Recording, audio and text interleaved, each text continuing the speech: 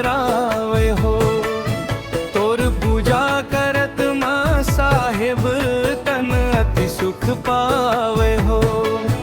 तोर आरती करत माँ बाबा यम देख डरावे हो। तोर पूजा करत माँ साहेब तन अति सुख पावे हो। गुरु घासी तोर चरण बाबा घासी तोर चरण सब माथ नवावे हो। सब माथ नवावे हो।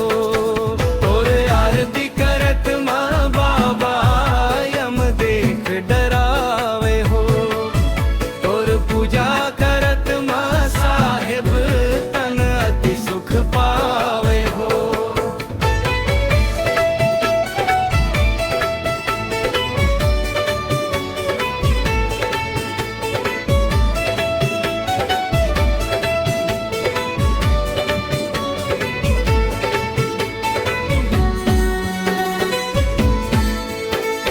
धन्य है गुरु तोर दर्शन पाए। दर्शन पाए बाबा दर्शन पाए। श्रद्धा के फूल तोरे चरण में चढ़ाए। चरण चढ़ाए बाबा चरण चढ़ाए। हन दिसंबर के तोर जयंती मनावे हो। तोर जयंती मनावे हो। तोर आरती करत माँ बाबा यम देख डरावे हो। तोर पूजा करत माँ साहेब तन अति सुख पावे हो।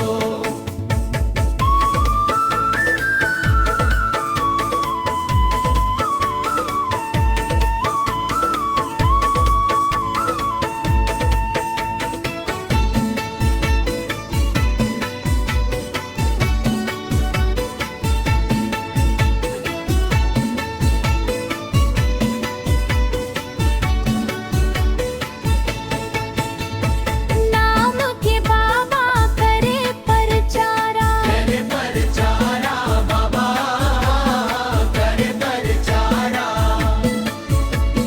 हंसा पिए सत्य अमृत धारा। अमृत धारा